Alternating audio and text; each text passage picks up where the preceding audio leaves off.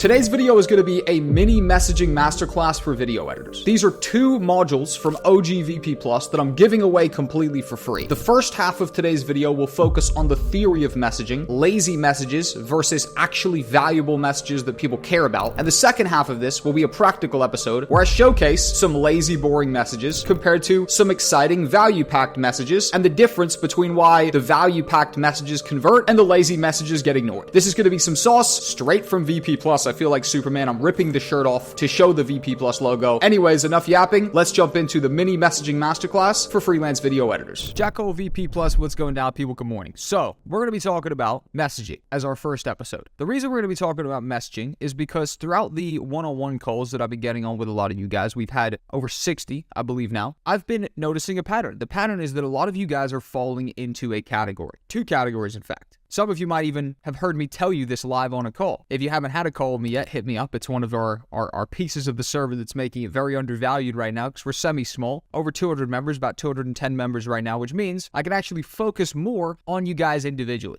Once we're bigger, 500, 600, 700, 1,000 members later in the year, I obviously won't be able to focus on each one of you individually, but right now I can. And it's proving to be very helpful for you guys because I can see exactly what you're doing right, exactly what you're doing wrong, push you in the direction of the stuff you're doing right, tell you to, steer away, so to speak, from the stuff you're doing wrong. So here's the two categories, not to digress, that a lot of you guys are falling into. This is obviously stunting your growth as a video editor. A lot of you guys are in here to build a career out of video production. Some of you just want the skills, but the vast majority of you, I'd assume all of you watching the Outreach Masterclass, want to build a career in video production, which means you should look to improve these two sections. The two sections are, number one, mind my language, a shit message. And number two, no volume behind the message. So I joked about this on a YouTube video the other day. I said, listen, even if you have a shitty offer and you send it enough times, eventually, somewhere, someone will probably convert. Listen, you have the shittiest offer ever, but you send it 2,000 times. You only need a, 1% open rate to get 20 responses. Maybe you convert one of those guys, awesome. But that's not optimal to send 2,000 outreaches and get one client, right? Obviously not. So the number one thing that a lot of you guys are messing up is that category of shit message, no volume. You've got a boring, low effort proposal. We're going to talk about that. We're going to showcase a good example of a good message versus a bad message. Don't worry. But even if you do have a bad message, you're not even sending it a lot, right? So that's one thing a lot of you guys are doing. And the other thing I see a lot of you guys doing is selling the service rather than the result. So say I come to you in the DM, right?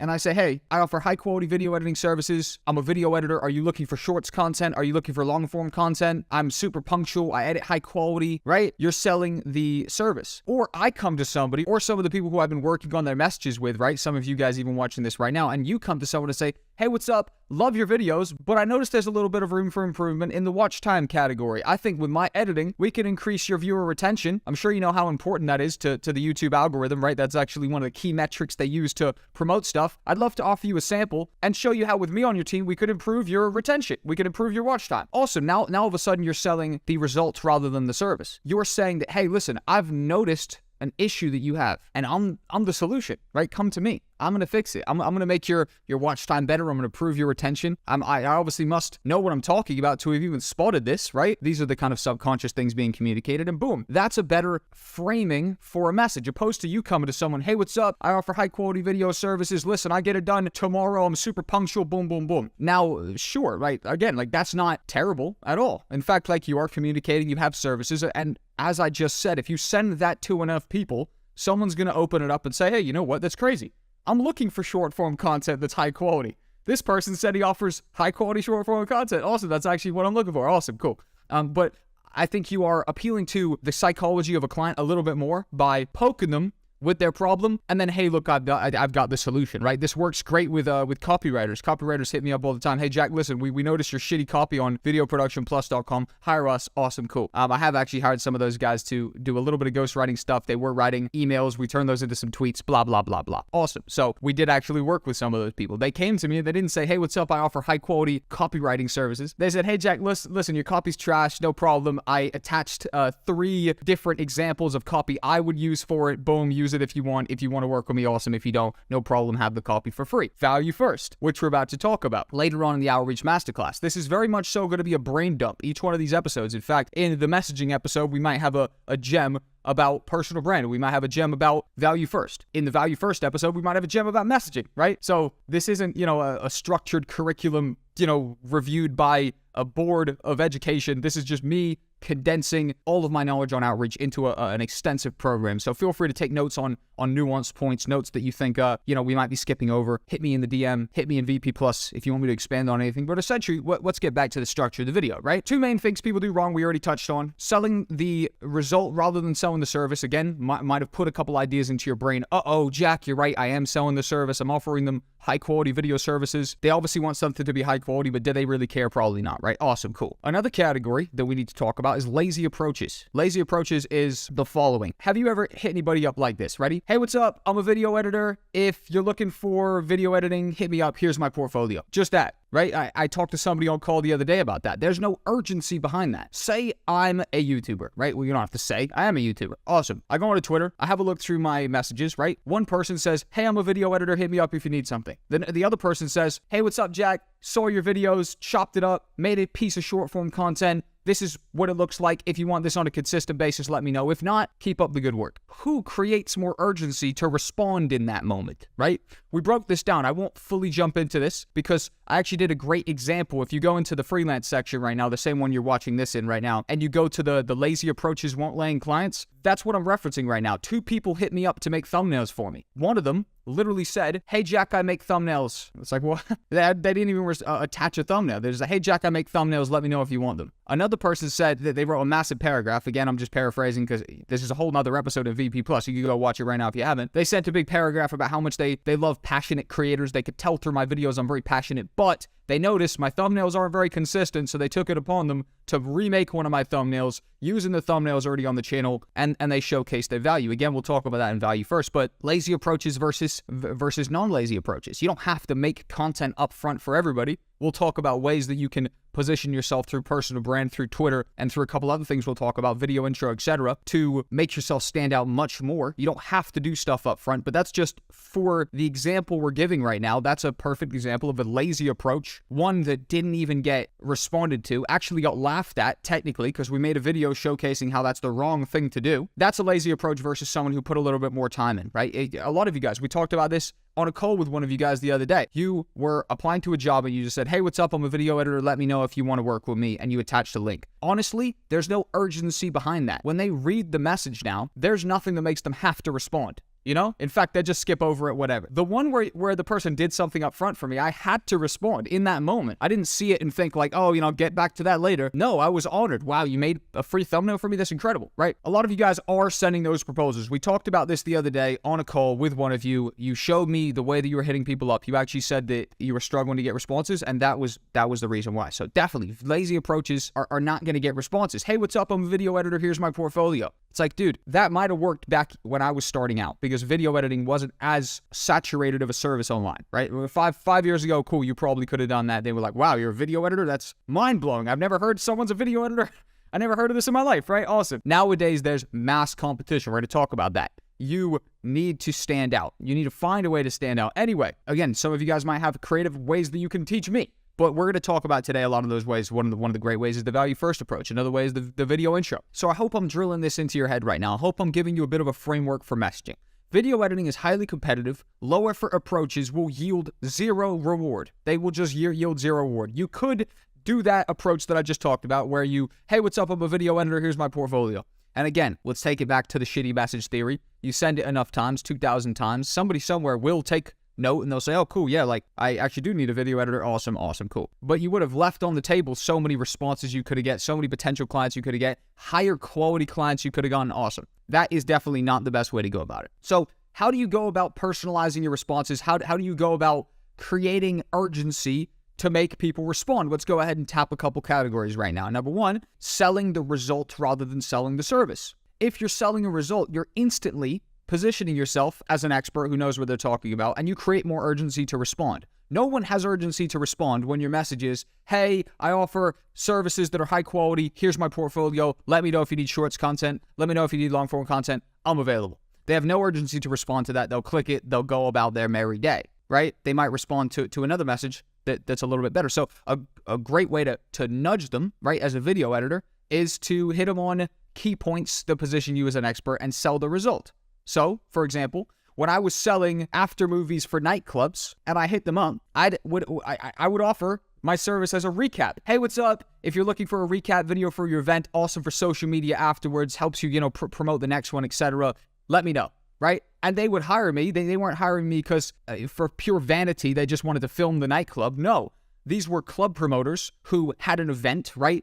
Boogie Down Tonight or, Friday Night Vibes, whatever their random promotion was called. And they were in the business of hiring a venue, booking DJs, selling tickets, and putting on nightclub shows, right? Parties, okay? So they were in the market of promoting. And my video enabled them to post that on social media the next day, the next week, and showcase how crazy the party was in this club that they'd booked with these DJs, and push people to come buy the next tickets for the next one that was happening in a few weeks. Awesome. We're selling the result. Hey, we want to give you a recap video. We're selling a recap video. Awesome. Cool. Everybody saw the result that they're getting for that. For YouTubers, it's awesome to poke them about watch time, because in this day and age, especially with Mr. Beast and all these bigger YouTube strategists, so to speak, a lot of the talk is on watch time. A lot of the talk is on holding audience retention. By the way, that's not everything, That's not everything at all, right? There's obviously other metrics. A video can perform extremely well without the most optimized watch time. Listen,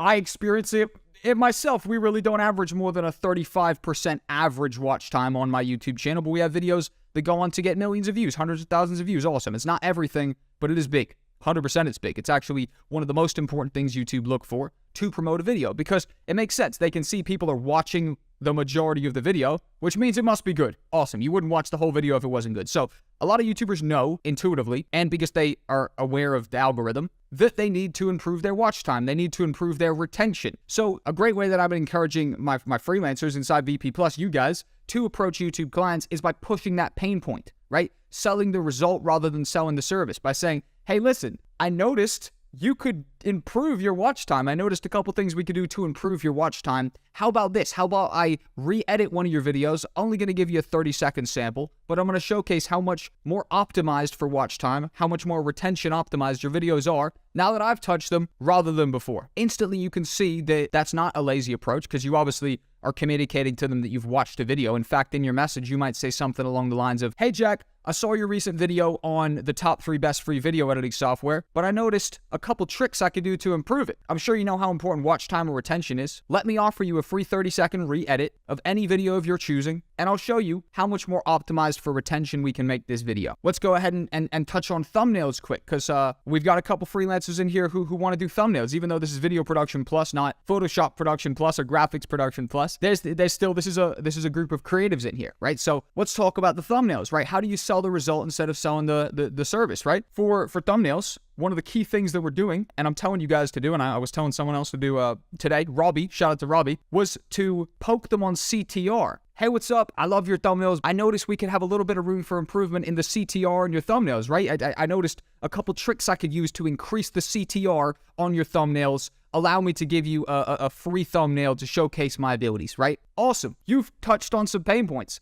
Click-through rate is super important. You could even say something in your message like, hey, I'm sure you know how important click-through rate is. If the viewer doesn't click the video, they can't even watch. You know what I mean? That kind of thing. So again, pushing people's pain points. Click-through rate is important. You're telling them, hey, what's up? I noticed some things we could do to get more views on your videos. That's awesome. Again, touching the pain points, and you're selling the result rather than selling the service. This is great. You also create more urgency in people. The reason I've said that is because that creates urgency in somebody. When you're telling them, hey, you've got a problem, I got the fix to your problem. I'm also, by the way, going to offer you the fix as a trial for free to showcase how much I could fix it. That's starting to be an offer you can't refuse, right? Make me a deal. I can't refuse. You know what I mean? That kind of thing. And the more you can get close to an offer that they can't refuse, an offer that they have to respond to, the better positioned you are to get the response, the better positioned you are to land that client. Obviously, the messaging section is slowly coming to an end. I'm just trying to drill this into your head. Lazy approaches, quality approaches. Another thing that Ashmeister, right? You guys see I'm bringing in experts all the time into VP Plus. You guys can talk to them, at them in the chat. I'm sure they'll respond to you as well. No problem, right? So I'm trying to bring in more and more experts, people who aren't subscribers of the Discord, but people who I've known from my career as verified experts, right? Ashmeister, at Ashmeister. He runs an agency. He runs a creative agency. This has been my friend for 5-6 years, right? We've known each other for a very long time. When we were both coming up in our business endeavors, we're about the same age, right? I'm 24. I think he's 25, something like that, right? Awesome, cool. So Ashmeister is an expert in here. a way he created urgency with his agency, right? And they used to offer this as a service to people. I think they've changed the strategy now. They're using AI. I'm trying to get him to do a breakdown for the Outreach Masterclass of the AI strategy. Maybe it's later in the course, maybe it's not. Anyways, an amazing strategy they were using earlier, I think last year, to create urgency was mega personalized proposals. So they would send cold emails, but he had a team of guys who were researching, like scary level of research into the prospect. They would do crazy research. They'd go into their Instagram, they'd scroll through a few pages, they'd go to their LinkedIn, they'd try to find them on Facebook, and they'd try and find personal details about them that actually communicated they weren't just a shitty cold email, and they actually knew something. They'd make it as personalized as possible, to the point where they'd be like, hey Jack, how are you? Been loving your videos. I recently saw you had a kid. Congrats on the new kid. My, older brother actually just had a new kid called, Leia, blah, blah, blah, right? They'd find some way to relate. Or they'd say, hey, what's up? Congrats on the new car. Me and my dad have had a project. Last summer we were doing up our old Chevy, blah, blah, blah. You know what I mean? So essentially they'd go mega, mega, mega deep, to the point where the person had been researched so much. When they read that, it wasn't a cold DM anymore. It wasn't a cold email anymore. It was something they had urgency to respond to, because it seemed like that was a genuine person reaching out who was really a fan or who really knew about their life. Awesome. It created more urgency. That's another example of a message people can ignore versus a message you can't ignore. Make them a deal they can't refuse, right? That right there is the conclusion to part one of messaging. We're going to come back with a good message versus a bad message in the kind of brief part two. You guys are going to see a trend throughout this course, right? Where I'm going to be doing one big info episode and then another like smaller practical before and after, hands-on, showcase, this is good, this is bad, good message, bad message type of setup, right? So expect like a two-parter to a lot of these episodes. Messaging is a two-parter. This is the big overarching value knowledge-based episode. And then I'm about to come back in a minute with the example, the shit message, pardon my French, the good message, side by side. Another couple things you guys can do to improve, and also a template that you guys can copy paste and use yourself. A couple cool subjects that you can use as well. Blah blah blah. I'm gonna bring that in the next episode. See you there. Jack Cole VP Plus, part number 2 of messaging. The Outreach Masterclass going on very nicely. I've actually loaded up a couple examples of good messages and a couple examples of truly bad messages. And today we're going to go through them, and we're going to give you guys an example of things that are good, things that are bad. A couple of you guys, no hate, might see your messages in this video. Again, we're purely showcasing these for informational purposes so people can learn from these examples what not to do, what to do. So don't be offended if your message made its way into this video. We're going to be talking about it. Let's go ahead and jump on the screen. On the screen right now is example number 1. This is going to be a low effort message, right? Shout out to one of our VP Plus soldiers, Timur. We had a call and we've actually rectified this problem. He's moving in the right direction now. However, this was a sample that we're going to use. It actually makes the point very well of a low effort message. So let's go ahead and review this. This is a sample of a cold DM on Twitter. This is a cold outreach. These two people had never interacted before. This was the first impression the person would have ever had with Timur's message. Timur simply popped up and said, hey, are you looking, or are you currently looking for a video editor? Linked his portfolio. Here's an example of work that I've done for others. Feel free to give me a DM if you could use my help. Now, the thing about this, and I'm going to be walking through this, right? There's zero urgency around this, right? Now, ignore this. You are indeed my favorite gorilla. We'll talk about that in a second. Seems a bit random right now, right? Jack, what are you talking about, bro? Are you, smoking meth again? No, I'm not. Don't worry. Maybe. Anyways, this message creates zero urgency. There's nothing that makes the people need to respond. In fact, if I had this message, I would scroll on past it very easily, right? I would actually compare this message to the example that we did, and I'm going to go through this example again just so you don't have to go watch another video, but we did an episode in here a month ago called Lazy Low-Effort Proposals Won't Get the Job. This, to me, fits the category of a lazy low-effort proposal because it's literally just like, hey, here's my work. If you need work, let me know. Cool. Won't get a response, didn't get a response, because it creates no urgency. In fact, there's nothing personalized or even custom about this message, right? If we see here, the person's name is Azrayo YouTube, right? His caption's your favorite gorilla, right? Which is why I put here, right? What if you were to say, what's up, Azrayo? Been watching your videos, absolutely loving them. You are indeed my favorite gorilla. Anyways, I noticed gorillas have really, fucking big paws. It must be hard to edit on those big hairy gorilla hands. Outsource the work to me. Let me take that off your hands. If you'd have done something like that, he would have laughed. It would have been funny. It's at least a bit personalized, right? In fact,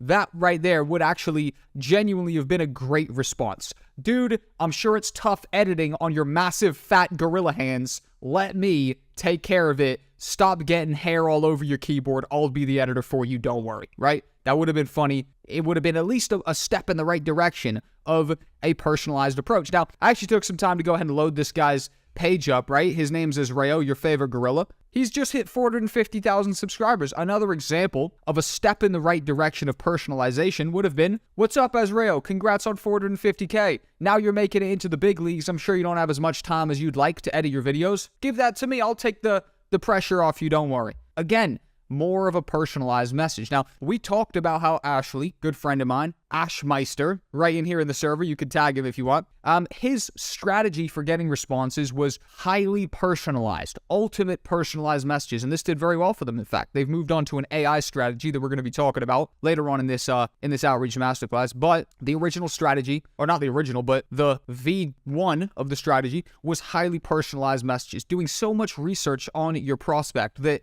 they have no choice but to respond. They're like, hold on, congrats on my aunt who just had another kid. Now I got a cousin? What? You know, right? It's just so absurd, so highly researched, so personalized that they respond, right? Perfect. That stuff is semi-intuitive, right? Now, finally, another thing I'll say is, right, the link tree isn't professional, right? If you have a look, he put a link tree right here. It's just a picture of him at the gym, right? Now, Timur, bro, getting some gains. Killing the game. Listen, you might need to put a meal plan together for the guys in here in VP plus me included. Listen, dude, I'm hitting Virgin Active, 3-4 times a week.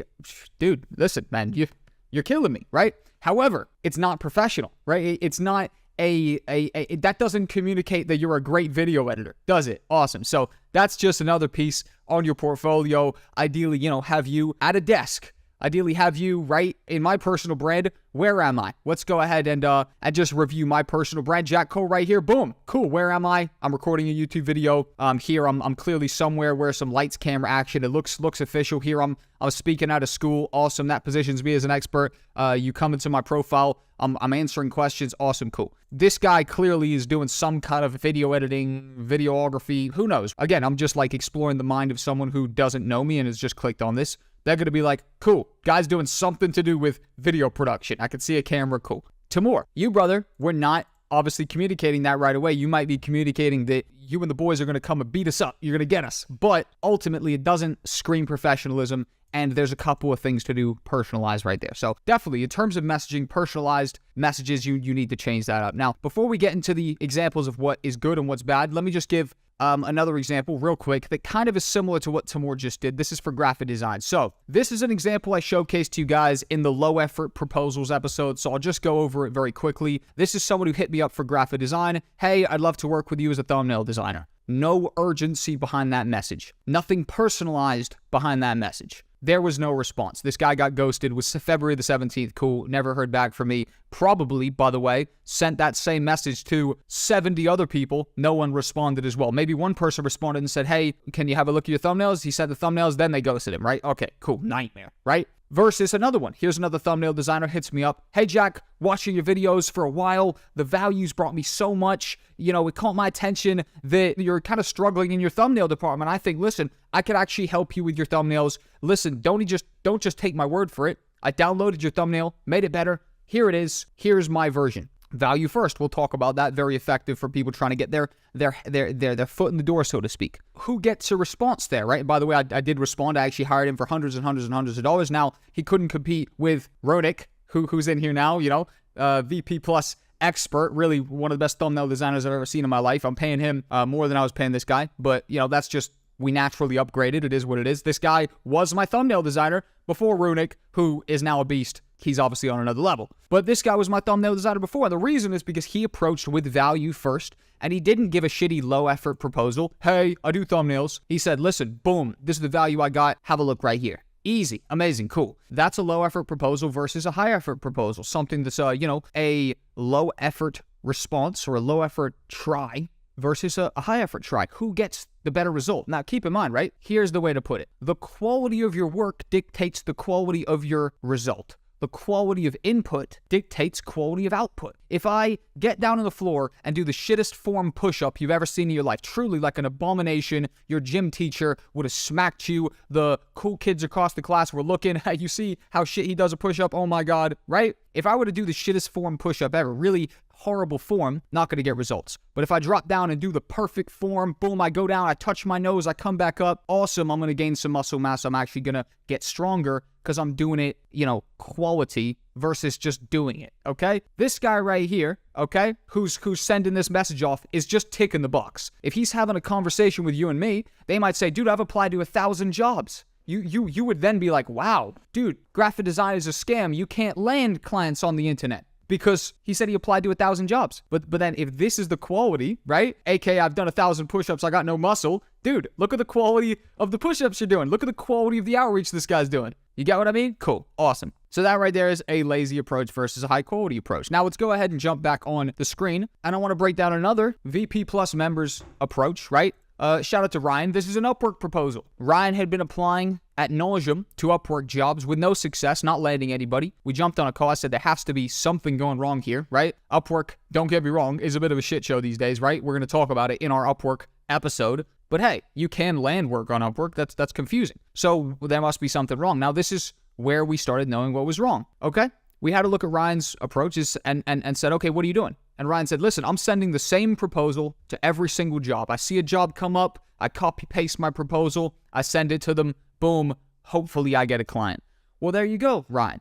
You are sending more text, right? This is a bigger message. We can see there's a fair bit of text right there. It's not just, hey, I'm an editor. But again, we are going to talk about what's wrong here. So let's read it. Hello, my name's Ryan. I'm an editor and a multimedia specialist known for making high-quality short-form content. I've worked on numerous projects just like yours, and some examples can be found in my portfolio. If you're interested in someone who will take on all aspects of editing and managing your content while being available when you need them, driven to provide the best results, and who cares about the name you make for your channel, then check out one of my pages here, and let's get to work. Send me some footage and I get it finished and over to you by the end of the day. Below is a short video introducing myself. Let's go ahead and break down my immediate points. This is selling the service instead of selling the result. I'm a multimedia specialist, right? Do they care that you're a multimedia specialist? No. That's just a buzzword. Cool. So we could literally remove that. Also, we then go on to say, I'm known for making high quality short form content. Again, that's selling the service rather than selling the result. We are communicating to them how amazing our,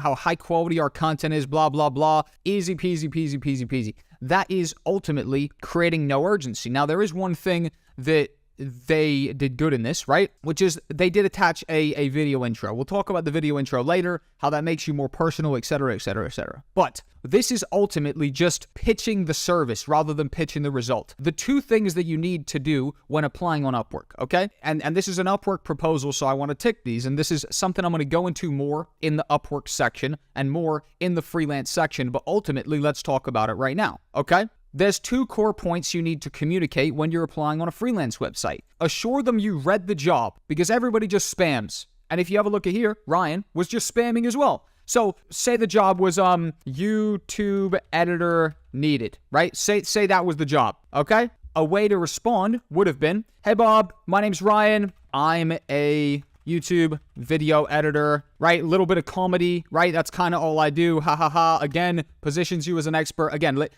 I always add a little bit of my personality into it. Like with the gorilla thing, you could have been like, I know you're wasting time mashing away the keyboard with your big, fat, hairy gorilla hands. Let me take the stress off of you, right? So again, you got to add your own style how you want. But if I was hitting someone up, I'm a YouTube video editor. That's kind of all I do. Haha.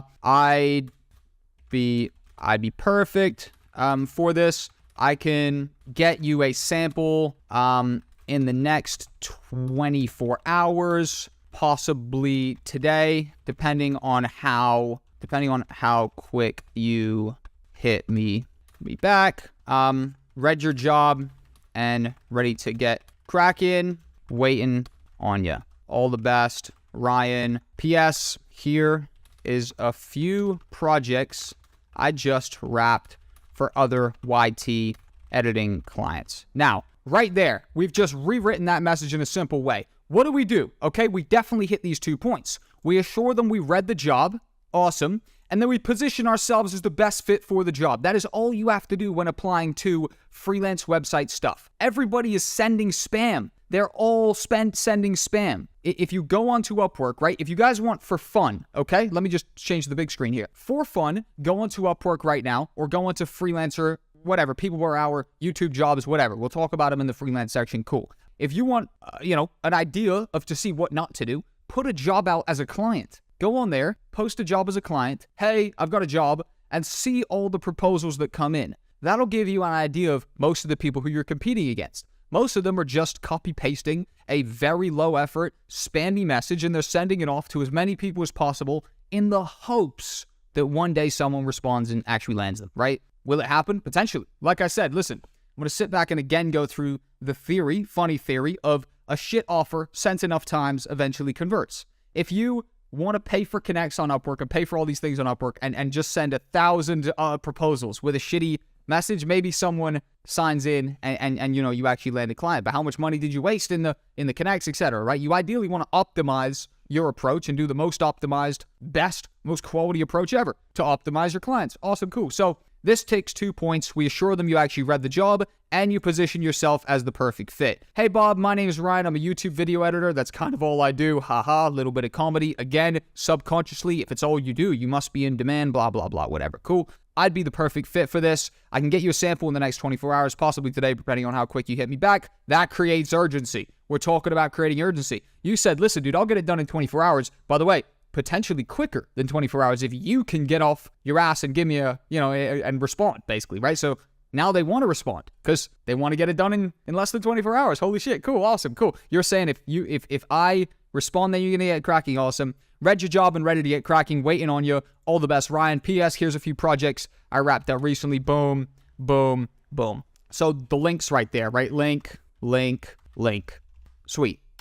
You're really just making the case that you're the undeniable hire, right? So prove yourself, blah, blah, blah, blah, blah, blah. This is it. Let's go ahead and talk about this finally, right? You position yourself as the perfect fit. How do you position yourself as the perfect fit? You have the most relevant samples. Simple as that, right? When you're talking about applying on a freelance website, it's the most competitive because everyone else on there is offering the same service. They're applying to the same job. They probably have similar experience. So how do you communicate you're the perfect hire? You have the most relevant samples. As simple as that. You have the best message, which we've done here. You position yourself as the expert. You create some urgency, which we've done here. And then you simply are the most undeniable hire. So I honestly would clean up with YouTube video editing jobs because I had a YouTube channel. I had a YouTube channel with, when I was applying to jobs, I had around 100,000 subscribers, something like that. So I could apply to a job and say, hey, what's up? I'm a YouTube video editor. Not only can I edit, but I also record content all day long. So I have an in-depth understanding of the recording and content production side,